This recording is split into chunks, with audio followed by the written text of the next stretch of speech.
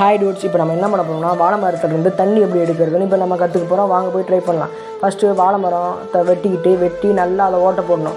நல்லா உங்கள் கை உள்ளுக்கு போகிற அளவுக்கு ஓட்டை போட்டுக்கணும், நல்லா ஆழமாக. சரியாக பாருங்கள். இப்போ நான் ஓட்டை போட்டுற அளவுக்கு நீங்களும் ஓட்டை போட்டுக்குங்க. அதை அப்படியே விட்டு போகாமல் அதுக்கு ஒரு மூடி ரெடி பண்ணணும். அதை நம்ம வாழை மரத்துலேருந்து வெட்டி நல்லா தூசி போகாத அளவுக்கு வச்சு மூடிக்கணும். அது பறக்காத அளவுக்கு ஒரு கல்லை எடுத்து வச்சுக்கணும். வாங்க நம்ம 2ஆம் நாள் 12 seconds later.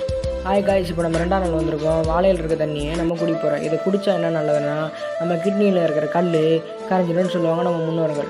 அதை நம்ம இப்போ குடிக்க போகிறோம். வாங்க. அது நம்ம நினச்ச அளவு நம்ம வாழை இலையில் அதிகமாக தண்ணி வந்திருக்கு. அது எப்படி குடிக்கலாம்னா, ஒரு வாழை இலையை நல்லா சுருட்டி அதை உள்ளுக்கு விட்டு நல்லா உறிஞ்சி குடிக்கலாம். குடித்ததுக்கப்புறம் பார்த்திங்கன்னா அது நல்லா சுவையாக இருந்துச்சு. நீங்களும் வீட்டில் ட்ரை பண்ணுங்கள். ட்ரை பண்ணி பார்த்துட்டு கமெண்ட் பண்ணுங்கள். பிடிச்சிருந்தா சப்ஸ்கிரைப் பண்ணுங்கள், லைக் பண்ணுங்கள், ஷேர் பண்ணுங்கள்.